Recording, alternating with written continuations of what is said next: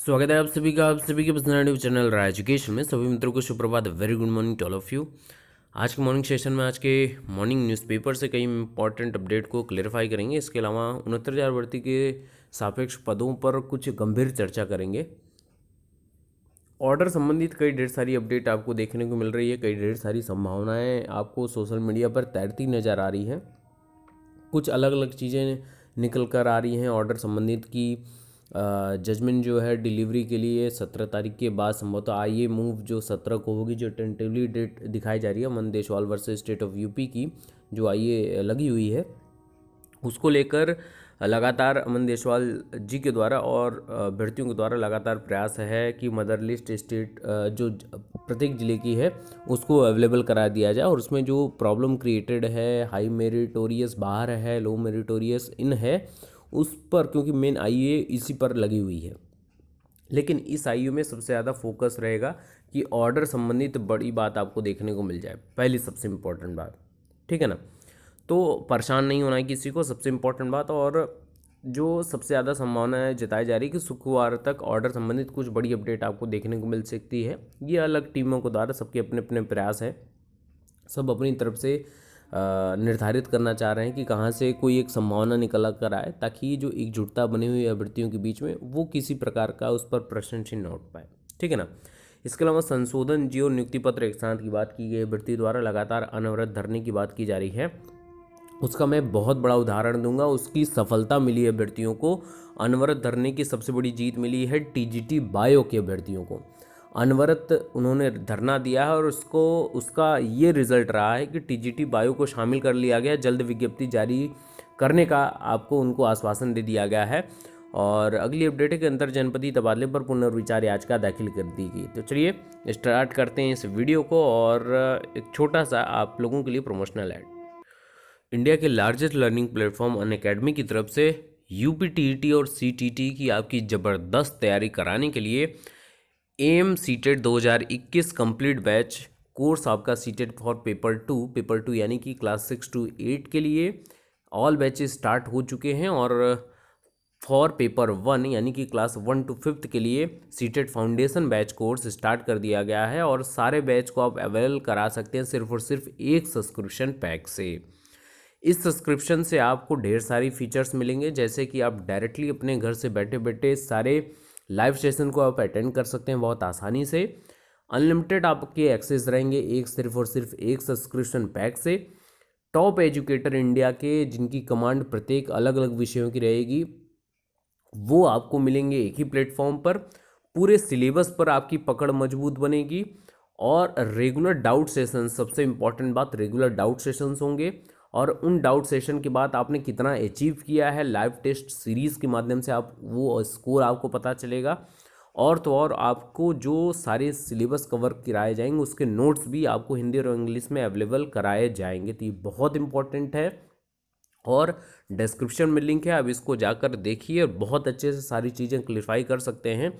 आपको इन सभी चीज़ों से जुड़ने के लिए 1 मंथ का सब्सक्रिप्शन पैक है, 3 महीने का है, 6 महीने का है, और 12 महीने का भी सब्सक्रिप्शन पैक आप ले सकते हैं।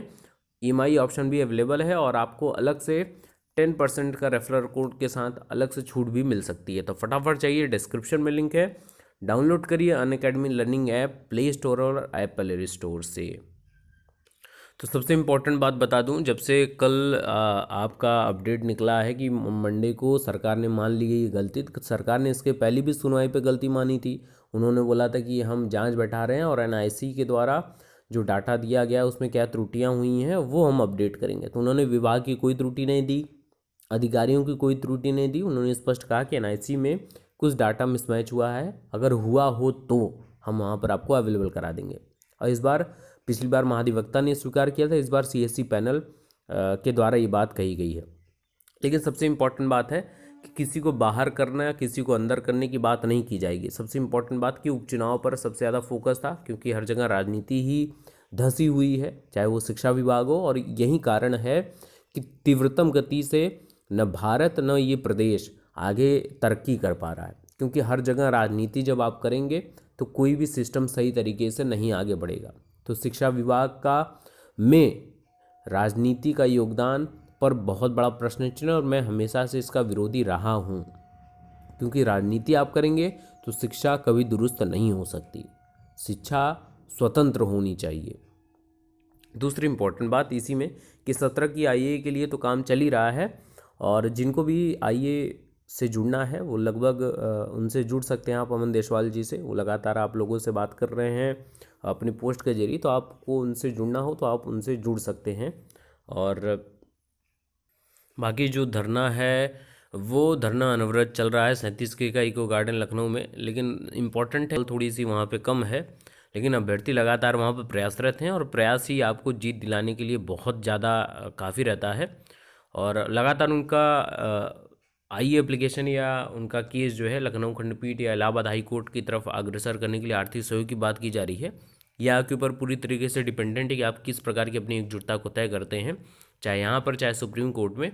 और संख्या बल SCRT पर, क्योंकि दिवाली है और दिवाली के अवसर पर मैक्सिमम लोग यही चाहेंगे कि अपने घरों पर रहें और त्यौहार अपने परिवार वालों के साथ मनाएं।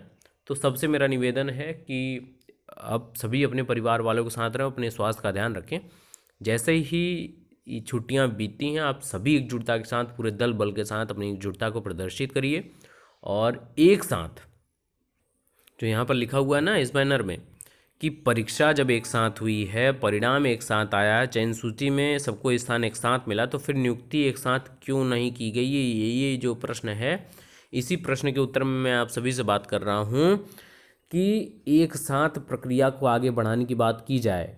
जब आपका ऑर्डर रिलीज़ पर आप लोगों के दबाव से ऑर्डर आपके समक्ष हो, उसके बाद तत्काल प्रभाव से जीओ संशोधन और भर्ती प्रक्रिया को आगे बढ़ाने की बात की जाए। मैं संशोधन को बार बार इसलिए यूज़ कर रहा हूँ क्योंकि 31 के में संशोधन से रिलेटेड हजारों अभ्यर्थियों को प्रश्न चिन्ह उठाएगा, और ये संशोधन बस आपके बेसिक शिक्षा विभाग में नहीं है, LT ग्रेड में भी ऐसा आपको अभ्यर्थियों को देखने को मिला। वो भी काफ़ी ज़्यादा परेशान है इन सभी चीज़ों को लेकर। तो हर जगह अपनी अपनी सबकी लेकिन LT ग्रेड में काम क्या है कि वहाँ पर एक्यूरेसी है, आयोग की तरफ से जो भी चीज़ें निकाल दी जाएंगी वो सर्वमान्य की जाती हैं। लेकिन बेसिक शिक्षा विभाग छोटी छोटी त्रुटियों की वजह से अभ्यर्थियों को जो बाहर किया गया है, कई लोगों के पैन में कुछ नाम है और ओरिजिनल नाम में कुछ डाउट है, तो वहाँ पर उनको होल्ड डाउन कर लिया गया है, निवास में होल्ड डाउन कर लिया गया है, जाति में होल्ड डाउन कर लिया गया है। तो उस पर जल्द, क्योंकि जब भी बात होती है बेसिक शिक्षा अधिकारियों से तो वो बोलते हैं जल्द इस पर शासन आदेश आएगा। तो जल्द का अर्थ ये है कि दिवाली की छुट्टियों के बाद ही कुछ काम हो पाएगा, चाहे वो कोर्ट का हो चाहे अधिकारियों का विभाग के द्वारा हो। अब सबसे जीता जागता उदाहरण मैं आपको दूं अनवरत धरने का कि शिक्षक भर्ती में TGT जीव विज्ञान शामिल कर लिया गया है। जल्द जारी होगा संशोधित विज्ञापन। शिक्षा सेवा चयन बोर्ड की हुई बैठक में ये फैसला लिया गया है। मंगलवार को आयोग ने TGT जीव विज्ञान को शामिल करने का निर्णय ले लिया। हालांकि दिन में अभ्यर्थी आयोग के सामने डटे रहे। TGT जीव विज्ञान के पदों को बहाल करने के बाद शिक्षक भर्ती के आवेदन की तिथि बढ़ेगी। तो ये डटे जो रहे अभ्यर्थी ना, उसी का ये फल है कि उनको शामिल किया गया है, और बहुत बड़ी ये उनके लिए खुशखबरी है। उत्तर प्रदेश माध्यमिक शिक्षा सेवा चयन बोर्ड की मंगलवार को हुई बैठक में TGT जीव विज्ञान को जो चल रही है शिक्षक भर्ती में शामिल करने का निर्णय ले लिया गया है। चयन बोर्ड के अध्यक्ष वीरेश कुमार की अध्यक्षता में हुई बैठक में तय हुआ कि BSc जिन्होंने जंतु विज्ञान, वनस्पति विज्ञान एवं रसायन विज्ञान वाले अभ्यर्थियों को नई शिक्षक भर्ती में मौका दिया जाएगा। TGT जीव विज्ञान के पदों को खत्म करने के लिए यूपी बोर्ड की ओर से नियमावली में संशोधन नहीं किए गए जाने के कारण चयन बोर्ड ने एक बार फिर से TGT जीव विज्ञान के पदों को बहाल करने का निर्णय लिया। ऐसे में आवेदन की तिथि बढ़ाई जा सकती है। तो जल्दी जो TGT विज्ञान से रिलेटेड अभ्यर्थी हैं उन TGT जीव विज्ञान से, उनके लिए एक अच्छी खबर है और उनको ढेर सारी शुभकामनाएं कि आपके एकजुटता के बल पर ये होना संभव हुआ है। और सबसे इम्पोर्टेंट अपडेट कि अध्यापकों के अंतर जिला तबादलों पर लगी रोक में पुनर्विचार की मांग। बेसिक शिक्षा परिषद ने हाईकोर्ट में दाखिल की है अर्जी। बेसिक शिक्षा परिषद प्रयागराज ने प्राइमरी और जूनियर हाई स्कूल के अध्यापकों के बीच सत्र में स्थानांतरण करने पर लगी रोक पर इलाहाबाद हाईकोर्ट से पुनर्विचार की मांग की है। हाईकोर्ट द्वारा अध्यापकों के अंतर जिला तबादलों के संबंध में दिव्या गोस्वामी केस में पारित आदेश से सत्र मध्य में तबादलों पर रोक लगा दी थी। अब परिषद ने आदेश को संशोधित करके तबादलों की अनुमति देने के लिए अर्जी दाखिल की है। तो बेसिक शिक्षा परिषद का कहना है कि इस वर्ष कोरोना संक्रमण के कारण विद्यालयों में छात्र नहीं आ रहे हैं, इससे पढ़ाई भी नहीं शामिल हो रही है और इसलिए बीच सत्र में स्थानांतरण करने से छात्रों की पढ़ाई में बाधा नहीं आएगी। ऐसी स्थिति में सत्र के बीच स्थानांतरण करने की अनुमति देने से कोई विधिक नुकसान नहीं होगा। तो बेसिक शिक्षा शिक्षकों के अंतर जिला स्थानांतरण को लेकर प्रदेश सरकार ने दिसंबर 2019 के शासनादेश जारी किया था और इस संबंध में पुनर्विचार की मांग की है कि कोई भी अभ्यर्थी कोई भी जो नौनिहाल है वे विद्यालय नहीं आ रहे हैं और कोरोना कोविड जैसा केस चल रहा है, तो स्थानांतरण पर पुनर्विचार किया जाए और इसमें कोई भी प्रॉब्लम नहीं है, हम स्थानांतरण को आगे बढ़ा सकते हैं। तो ये लेटेस्ट अपडेट रही, बाकी के लेटेस्ट अपडेट के लिए बने रहिए। Best of luck, thank you so much.